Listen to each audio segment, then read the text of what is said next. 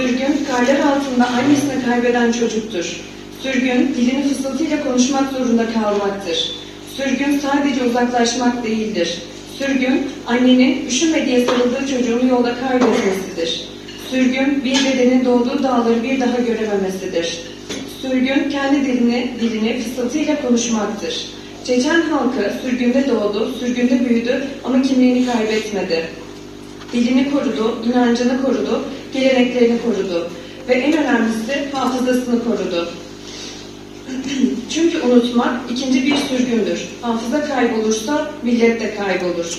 Bu gece hayatını yollarda kaybedenleri, isimsiz mezarlarda yatanları, memleket hasretiyle gözlerini kapatanları rahmetle anıyoruz. Onlar geri dönemediler. Ama onların emaneti bugün burada, bu salonda, bu yüreklerde. Onları unutmak ihanettir, hatırlamak ise vefa. 23 Şubat sadece bir matem günü değildir.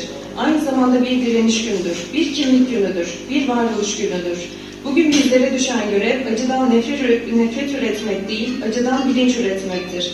Bu gece hayatlarını yollarda kaybedenleri, isimsiz mezarlarıyla yatanları, memleket hasretiyle gözlerini kapatanları rahmetle anıyoruz. Ruhları şad olsun, dualarımız onlarla olsun. Kıymetli misafirler, bu bilinçle, bu hafızalarla ve bu sorumlulukla Çeçen ve İnguş toplumunun birlik ve dayanışmasını güçlendirmek, kültürümüzü, dilimizi ve tarihi mirasımızı gelecek nesillere aktarmak, gençlerimize kimlik bilinci kazandırmak, kültürel faaliyetleri artırmak, dayanışmayı güçlendirmek ve sürgünün hafızasını diri tutmak amacıyla kurulmuş olan Çeçen İnguş Dernekleri Federasyonu adına konuşmalarını yapmak üzere Sayın Çeçen İçkehir Derneği Aksakallar Heyet Başkanı İslam Kalimoğlu konuşması için mikrofona davet ediyorum. Tam federasyonu أصبح من ويوشك الإزاء ويبطولا بودا وعطنا وين الله بيركت شو الله ني وين ما ركانت قولت في برانجو إذا دي إسماعيل يقول دي أول شرحة نحكي عن شيء محكات لكن دوخين ديدوز. Bugün bir araya gelmemizin iki sebep. Birincisi bizim hepimizin Türkiye'deki Çeçenlerin beklentilerinde olan Çeçen derneklerin birleşme, yani Çeçen derneklerimizin federasyonu kurma sebebidir. İkincisi ise bildiğimiz kadar yarın 23 Şubat 1944'te Çeçen ve İnguş halkların sürgün edildiği gündür. İnşallah da şu postiyer'in hoş februar yaklaşık muhalif ağlar bu federasyon al uzak ahval stajımlar. Başta 23 Şubat'tan başlayıp ondan sonra ise federasyonla ilgili de konuşacağım. O februar bize babalara tarih yapmak için on tarih yapıyor. Osman izallayına sulyaha koy şerh şey mahkar dâkini anhıllık ina ahso. O tarih diye tabul derler deduhara sundere bilgal da hoş ostina hoş kıytış ve خل وشدي تحصل لين خلوة وين سوق يعتيش خلوة مش أتصم من معقد وشألا وشكت يعرف شو ما يتخذها. 23 Şubat bildiğimiz gibi tarihimizde Çeçen milletinin en büyük acı çeken günlerinden birisidir. Bugün hepimiz için yaşatmak, tarihimizi yaşatmak ve geleceğimiz için çok önemli bir gündür. نسوي نرجو دي سرقة قوش فبراير عندنا نيستا سري خارج سوري طبيعك إذا سري بوخش يأبرد عن الشيء ويمل يخرج نصعد غير بعد سوي ونداش أبرد عن الشيء إذا غير شيء خمس ويتغنى ويدنيا نح يعرف شيئات أبردات نوي تعم خد وزدينا جوهر ما الله رأي قوم تهزل تدعي احتنا قوم قيسم دردو ألا أستي بيلقل احتنا قيسم عبارة أستي حقار شوي وش عبورة ينا حباش قيسم بورة ارتقي شجر كخان. Bu günde olan yaşadığımız olaylarının suçlu kim olup olmadığını, bahaneleri araştırmak bugün biz pek doğru görmüyoruz. Çünkü rahmetli Cevher Dudayev'in birinci liderimiz olan söylediği bugün artık bir üzüntü günü değil, bir mücadele günüdür. Ve ondan sonra 23 Şubat biz bir mücadele günü olarak anıyoruz. وسبيخو فبراير ويدريش على تاني إذا الله يخارسوا وصل موسط اشتغلنا وموسطي وصل موسط على 19 وسكر الشات سكر تعوشنا اللي وصلهما ويجوا وهو أستيق خاوش فبراير ويأتمش أكثر خلوه تعجر دوشتات ويصليش ليش تحليل إنه إذا الله بيقن تسالنا يتسيت أستيق وهذا حاجة شو قيسم دبحر يوم وقت سن إنسان برا كذا أستيقاظ سوى خسر يقح ساعتين بعد سوى ملشوا ونعوش يعتبر وهم ثم القيسم دبع بيشبو أستعدام ويعاوشوا ويشكلوا. Ve bugünün mücadele olması demek ki sadece anma ile bugün kalmamalı. Mücadele olduğu için milletimizin bugün ve geleceği için, onurlu geleceği için mücadele vermeliyiz ve birlikte o yoluna, mücadele yoluna devam etmeliyiz.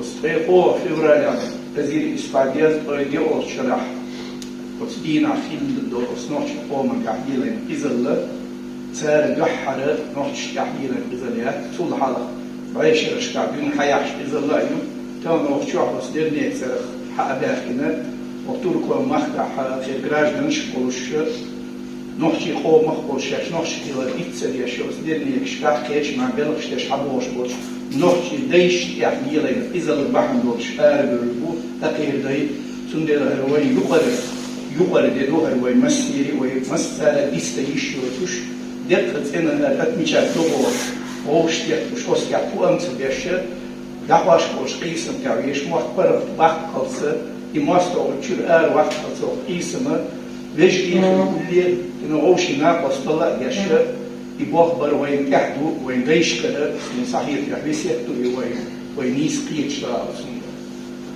Tarihimizde 23 Şubat ilk tarih acı tarihi değildi.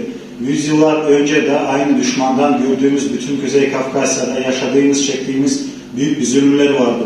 Ama bugün bu salonda bir araya gelmemiz sebebi hepimiz birlikte bu mücadele bugüne kadar da bundan sonra da devam edeceğini ifade ediyor. إنت فيدراسية لاتسا تاما وش بتبعنا جيما حقوات وس نقطع ده داش تجنر حبيعش بوش بلغ دوقينا وصندوقي رياض شون ديرن دات نطول ديك سير خوب دير هنتغن جيش بالبوخ وش خيتر أقل نحشي وقتوركو شنا توركو عيدنا حلغا ويديش كعملنا حبيعش بوش ونحشي قومة يحقيتر نيس آود عقيتر ويش بس قيتر وين كيرزاش اللي تدورندو وين دايش كردن يقول يح يزدن الغلة دون البوشتوهما إذا وين دايش يلينا حدينا لتغن وين قاشي وين بيستيش شو ما دات سندر تغن وش بيشو فيدراسي الله هو يحب بيركتي يولو أسيديسين دوش وسقيسم دوق داقا خلا ويتغن وش دقا دوش يلو يشاور فليتك راح وجأ ونشرح مصو آور وسقيس مع بيش محكل حارباقة ويدعي تلوجري خلا ويقح يدي دار يبحنا دين الله ويقول نوربو الله وفرط والله ويقومنا ويمحكنا الله كالعادة آخر وسبلش مصر والسلام عليكم ورحمة الله وبركاته. Federasyonla ilgili bu federasyonun amacı daha önce de burada bulunan muhacirlerimizin ve yeni gelen muhacirlerimizin bir araya gelip kültürümüzü, tarihimizi yaşatmak hem de birlikte Türkiye Cumhuriyeti'ni ve Türk milletini onların önünde olan bizim sorumluluğumuzu yerine getirmek. Çünkü atalarımızdan her zaman bize kalan şerefi ve kültürü bulunduğumuz yerinde kıymetini bilerek hem de her zaman teşekkürü de söyleyerek biz burada bulunduğumuz süreçte birlikte mücadeleye devam etmeliyiz. Allah bu birliğimizi hayır ve bereketli kılsın ve bu mücadelede ortak bir hedeflerimize ulaşmamıza yardımcımız olsun. Teşekkür ediyorum. Esselamu Aleyküm. Selamun Aleyküm.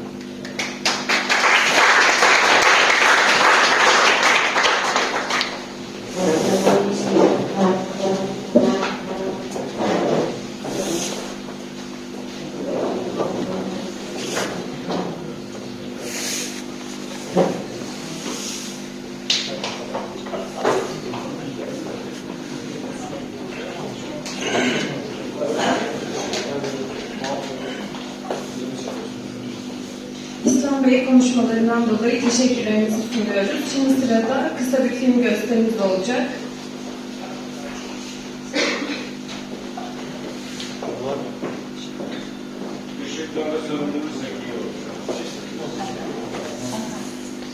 Çeçen halkı, İnguş halkı yakın tarihte çok büyük acılar çektiler.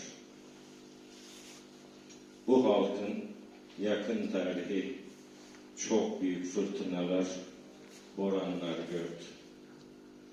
Ancak biz biliyoruz ki Çeçenler, İnguşlar, rüzgar nereden eserse essin, rüzgarın yönüne yatan ot gibi, rüzgarı savuşturan ot gibi değil, rüzgar nereden gelirse gelsin, onunla mücadele eden ulu bir çınar gibi her zaman dimdik ayakta olan, onurunu, şerefini, namusunu koruyan yiğit bir halk olarak biliyoruz. Aynı emperyal gücün kadrine uğramış bir halkın çocuğu olarak sizleri bugün çok iyi anlıyoruz. Hangi sözü söyleyip sizleri teselli edebiliriz bilemiyoruz. 23 Şubatlar hepimizin hafızasında kahpece işlenen cinayetlerin bir sembolüdür. Dünya durdukça da tüm Kuzey Kafkasya halklarının lanetle anacakları bir gündür. Tabii hepimiz aynı emperyal güçten muzdaribiz. Çeçenler, Çerkesler, burada Ukraynalı kardeşlerimiz de var. Bizim bir kurtuluş reçetemiz var bu halde. Emeğimizi ve gücümüzü birleştirmekten başka bir çaremiz yok. Kuzey Kafkasya halklarının geleceği Kafkasya halklarının birliğindedir. Biz öyle düşünüyoruz.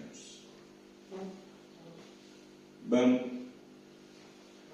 Çeçen, İnguş halkının yeryüzüne geldiği tarihten itibaren bağımsızlığı için, onuru için, şerefi için, namusu için, geleceği için sürgün yollarında, gurbet ellerde hayatını kaybeden, şehadete eren tüm büyüklerimizi saygıyla, sevgiyle, rahmetle ve minnetle anıyorum.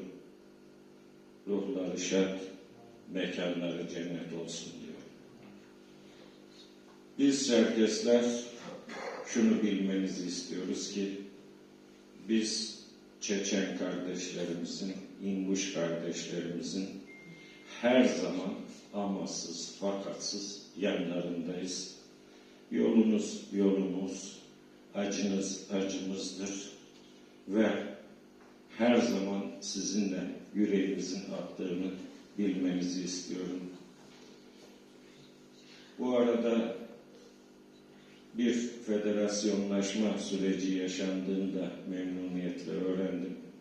Kuracağınız federasyonun Çeçen İnguş halkına, tüm Kuzey Kafkasya halklarına, tüm insanına hayırlı uğurlu olmasını diliyorum, başarılar diliyorum.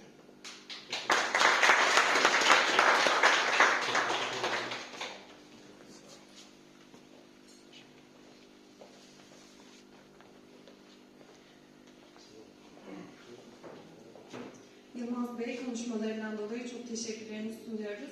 Şimdi bir diğer konuşmacımız olan bir diğer konuşmacımız Veysel Bey'i, Kafkas Vakfı Başkanı Veysel Bey'i mikrofona davet etmek istiyorum.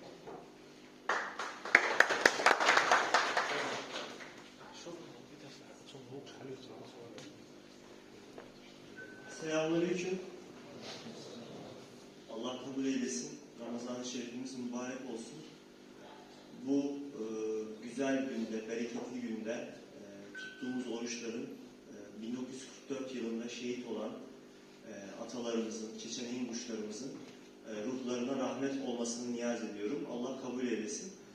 1944 tarihini ilk defa duyduğumda gerçekten tarih kitaplarında okuduğumuz şeyden öte bir sürgün ve soykırım olduğunu ve bugün bunu daha iyi anlamamız gerektiğini anlıyoruz. Bugün de bu programların bir tanesi düzenleniyor.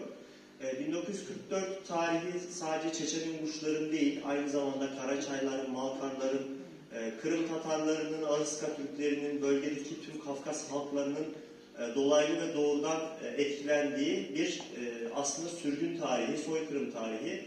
Bunu biz bu tarihten hemen hemen 60-70 yıl önce 1864 tarihinde Çerkezlere, Kuzey Kafkasya halklarına Rus emperyal zihniyetinin uyguladığını görüyoruz. 1944 İkinci Dünya Savaşı'nda Avrupa'ya sürgün edilen mülteciler için de bir sürgün tarihi.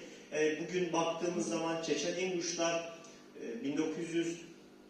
1990'larda verdiği mücadeleyle tekrar bir nüfus vatanlarından ayrılmak durumunda kalmıştır.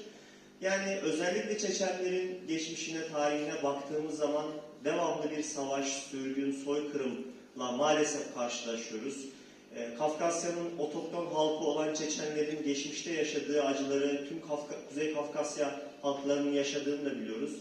1944'ler Çeçenler için ne kadar anlamlıysa, anması gereken bir tarih ise bizler için de, Türkiye'deki Kuzey Kafkasyalılar için de hakeza öyle. İnşallah geçmişte yaşanan acılar bir daha tekrarlanmaz. Bunun için bilinçlenmemiz gerekiyor. Bunun için tarihten ders almamız gerekiyor. Rus emperyalizmin bugün işlediği suçlara, işlediği savaş suçlarına, geçmişte işlediklerine bakmamız gerekiyor. Bizlerin daha eğitimli, daha geleceğe vizyonerce bakıp geçmişten ders almamız gerektiğini düşünüyorum. Çeçen İnguşlar başta olmak üzere geçmişte atalarımızın yaşadığı sürgünlerde vefat edenlere Allah'tan rahmet diliyorum. Bugün aynı zamanda Çeçen Dernekleri Federasyonu'nun kuruluşu için buradayız. Bu federasyonun eminim ki bir faaliyet alanı da Çeçenlerin, İnguşların geçmişte yaşadığı tarihi olayları hatırlatmak olacağı içinde kurulacağına inanıyorum. Birlik varsa umut vardır, dayanışma vardır, gelecek vardır. Bu şiarla kurulan başta federasyon başkanlarımıza ve tüm camiamıza hayırlı olsun diliyorum. Allah utandırmasın, yolunuz, bahtınız açık olsun. Bizler de inşallah elimizden gelen desteği veririz. Hayırlı akşamlar, hürmetler.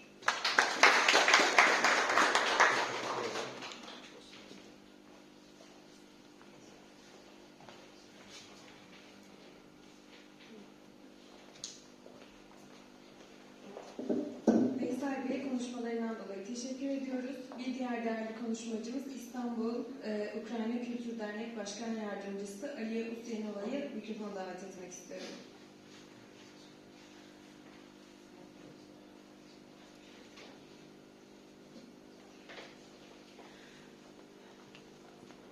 Herkese iyi akşamlar.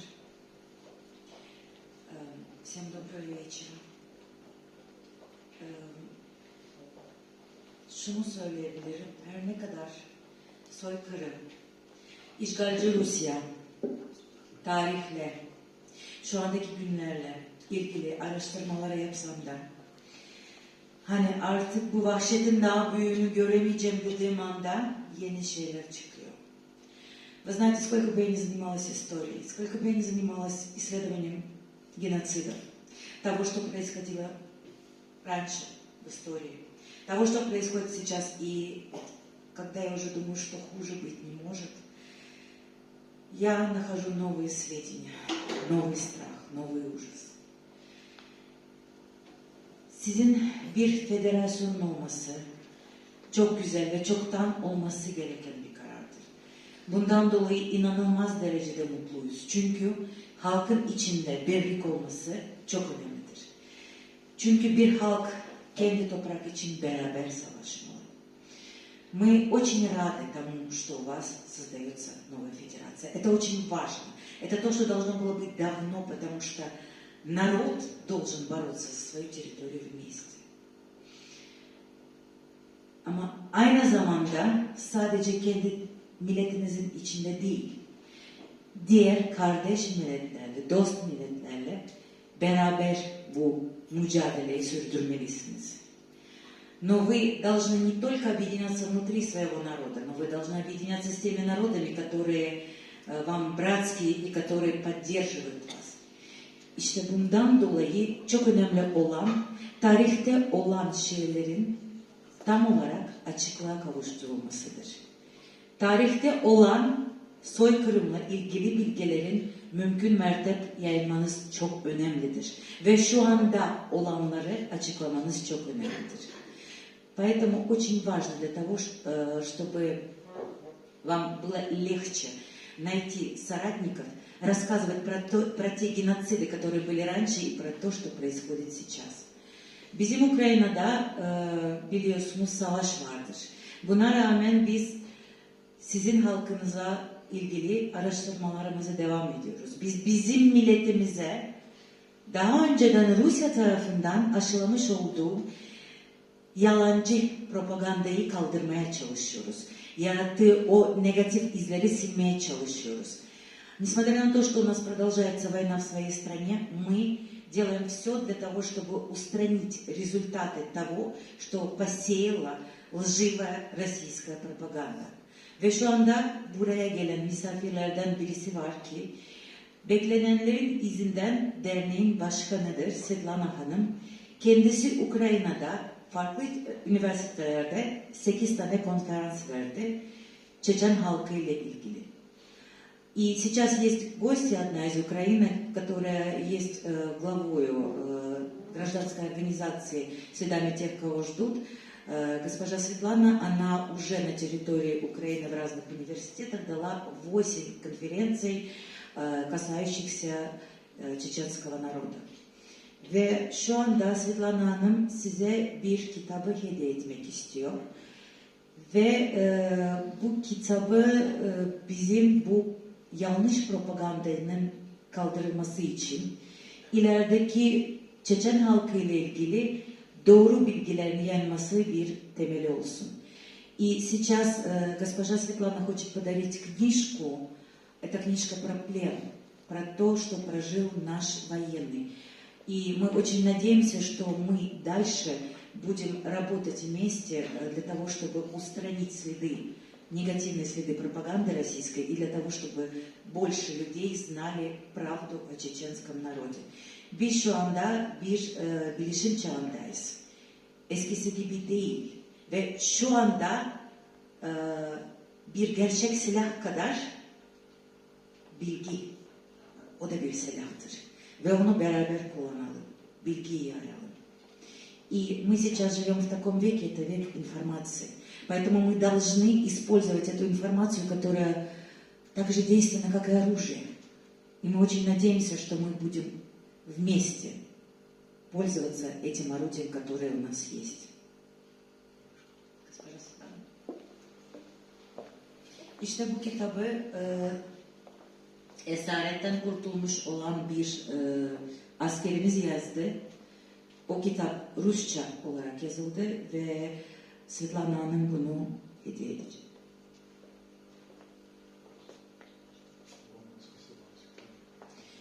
Ve şunu tekrar ve tekrar etmek istiyoruz.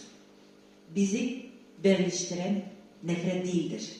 Bizi birleştiren bizim halkımıza olan sevgidir ve özgürlüğe olan sevgimizdir.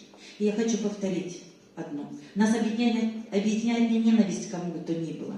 Нас объединяет любовь к своим народам и любовь к нашей свободе. Спасибо. Teşekkür ederim.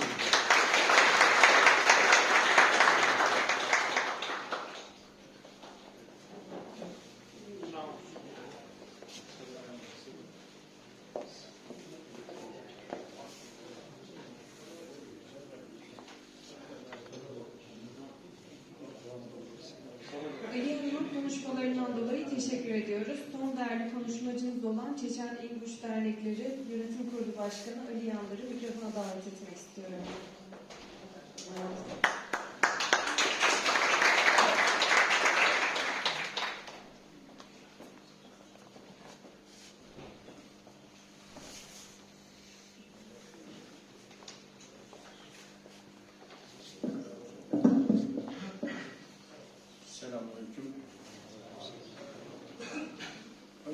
Ramazanınız mübarek olsun.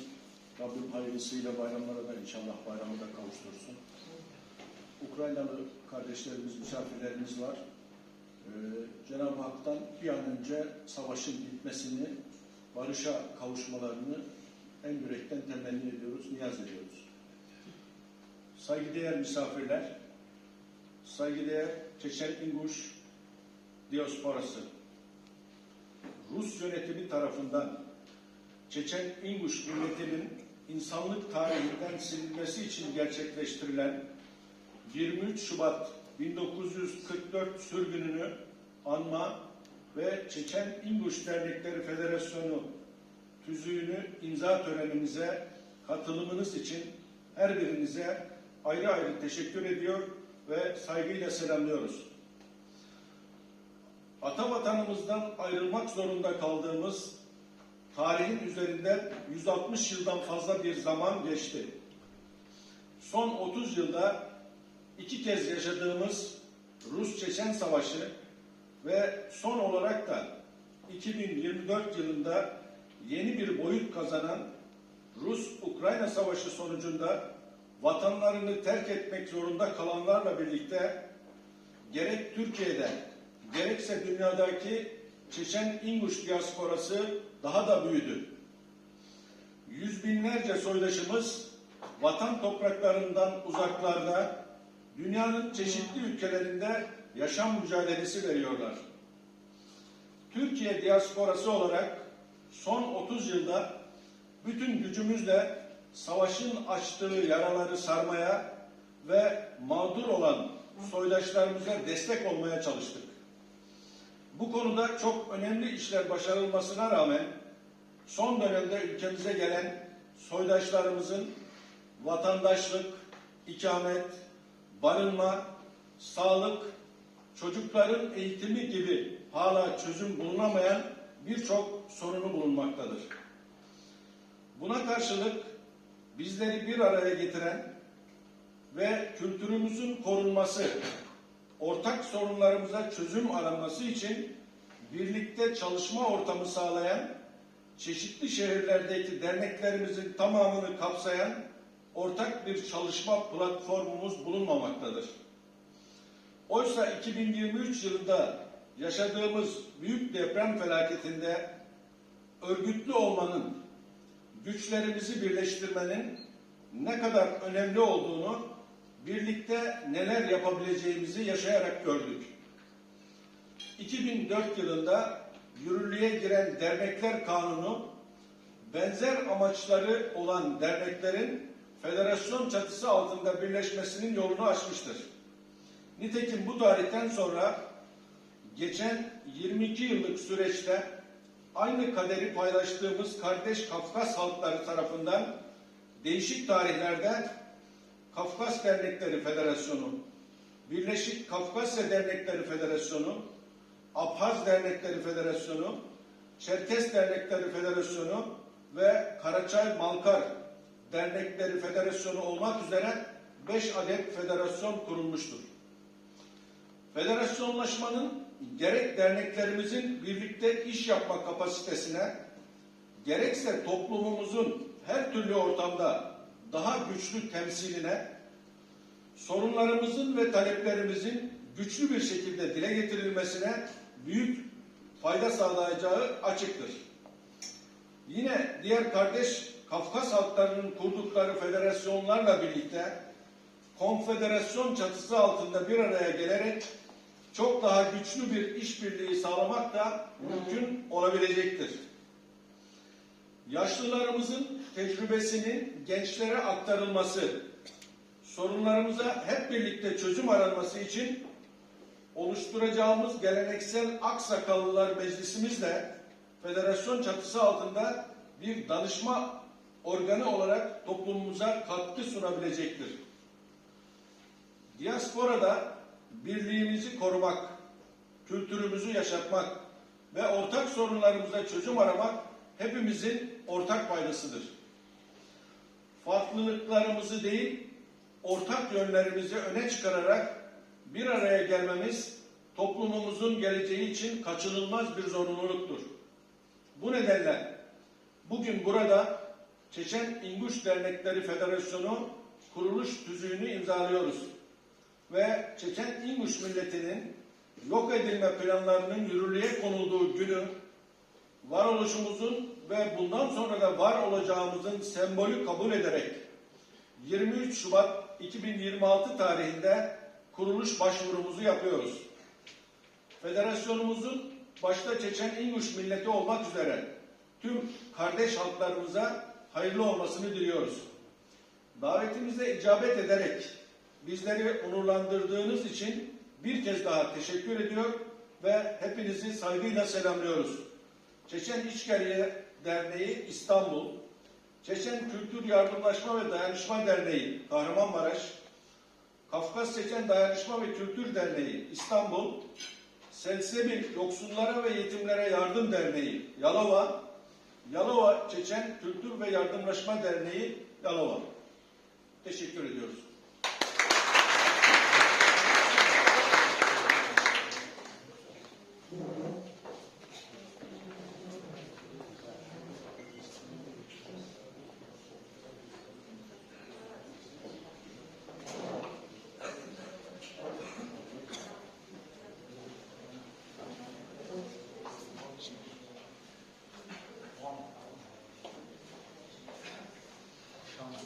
Sağ olsun sen.